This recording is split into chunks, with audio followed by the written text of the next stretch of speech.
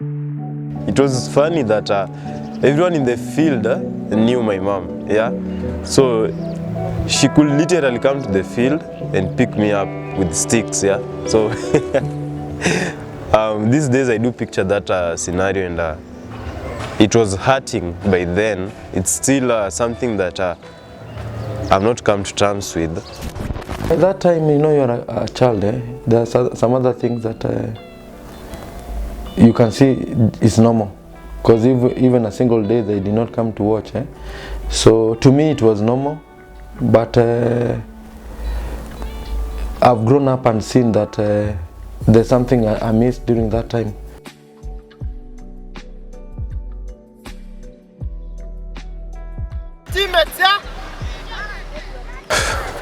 My name is Festus Ochieng. I'm 24 years. Currently I'm doing a lot of things, but the main thing is that I'm a dedicated football coach. This began years ago. I was and still is a talented football player.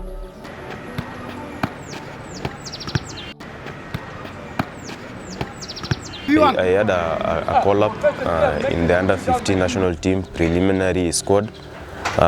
It was a very nice one, though I didn't make any cap in that, but just being in the preliminary squad was a very good thing to me. I also managed back in 2011 with Barding High School, the East African School Games. I did come back home with the trophy. Before that, slightly, the National School Games. In the pecking order, I was number 2, best player. So it was a very nice one. After, I was also part of Mathare United under-20 squad, which was a very interesting tournament. I had a nice experience with that. Yeah, so it's been very good. In my last year in high school is when I got injured.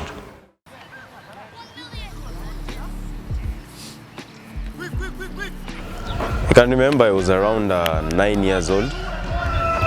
A friend took me to the field, some field in Babadogo. So I accompanied him to one of the teams that was playing, and it was a match day. Apparently they were few in numbers, so I had to fill in for a player, and that's how it began. Then the hard part came in. I had to tell my parents that I'm playing football. The first reaction was very bad, and I was threatened that if you step to that team again, you are out of this house, as young as 9. It was funny that everyone in the field knew my mom, yeah? So she could literally come to the field and pick me up with sticks, yeah? So these days I do picture that scenario, and it was hurting by then. It's still something that I've not come to terms with, because as a kid, you're afraid of such things in front of your mates, yeah?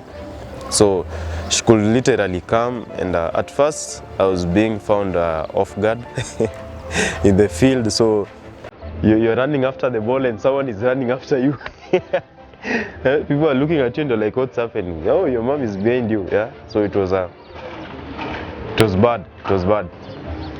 They grew to agree to this, to come into terms with their kid is playing football. They knew that the kid could add value to the family with football, yeah. So that's when they saw the importance of. So by then I was being motivated by the wrong factor. I'm playing football to add value. Yeah, so it was very wrong. I wouldn't advise on that. It's very wrong. Let someone do something because they love it, yeah. Yeah, and more so because they can do it very well, yeah.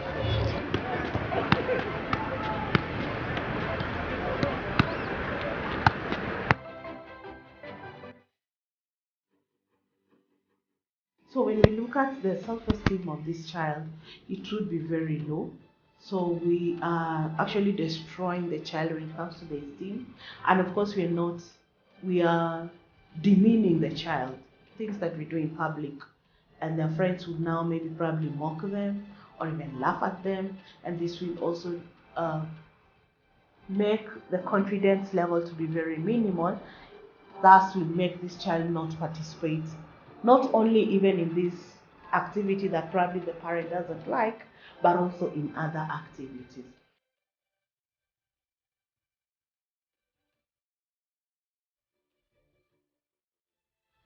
My name's Geoffrey Otieno.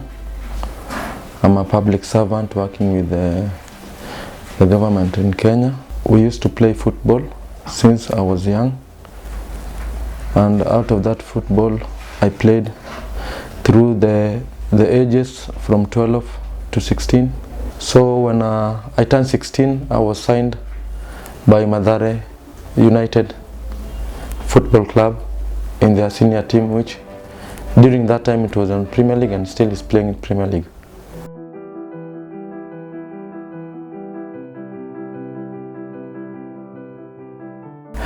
During that time, my parents were doing some small job. My father was a cobbler, my mom was a hawker. They knew that I was playing football, but there's no any single day that either of my parents came to watch me playing since I was a young boy.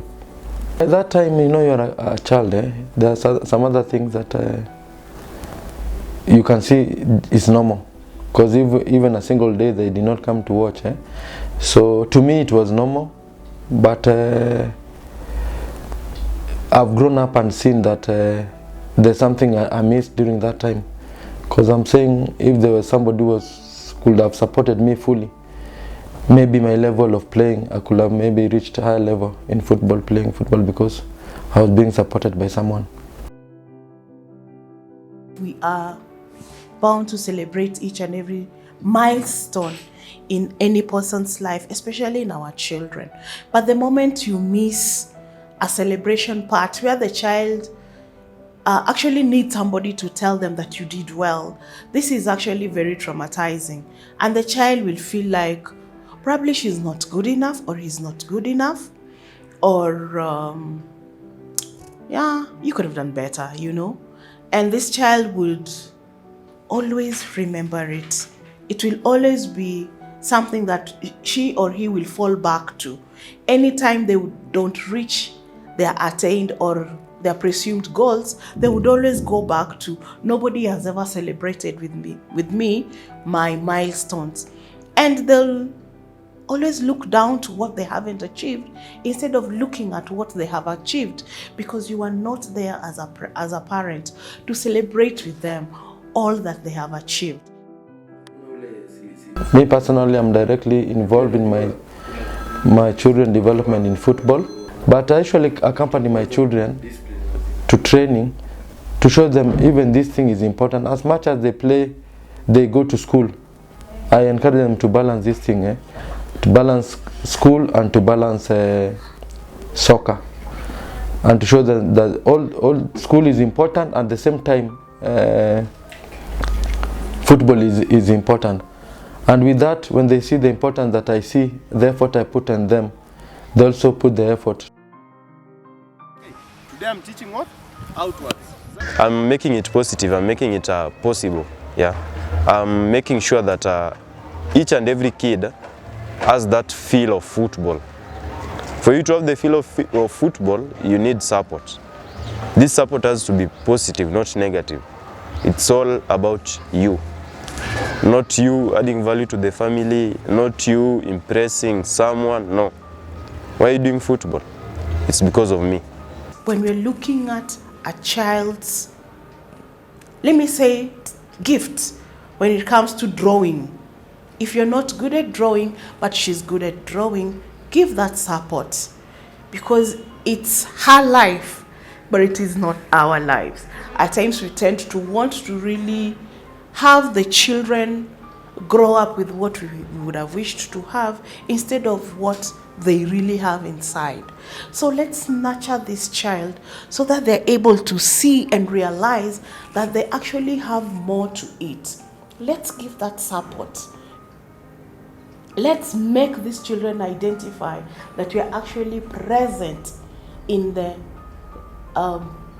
efforts that they're doing to develop themselves. I can encourage each and every parent to be assessing their children, one.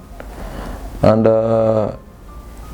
when you assess your children, you know where your child is good at. And if your child is good at any kind of sport, or anything, or any art, they should encourage their kid. They should not stop them.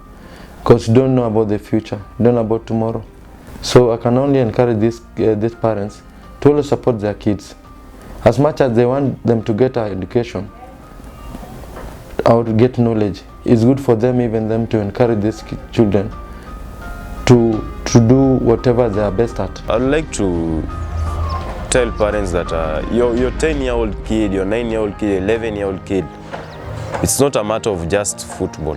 Yeah, they have something else in life. Yeah, we have key chess players at that tender age. Don't divert their attention from that. Instead, make them balance everything. Yeah, it's the balance that is required in this life. Yeah, give child room to grow. Give them room to make mistakes. Give them room also just to fail, and then pick them up. Walk with them. Be there for them, so that they realize themselves. You know, because the moment we are actually there as a supportive system, probably walking behind the child, they will know which way to step.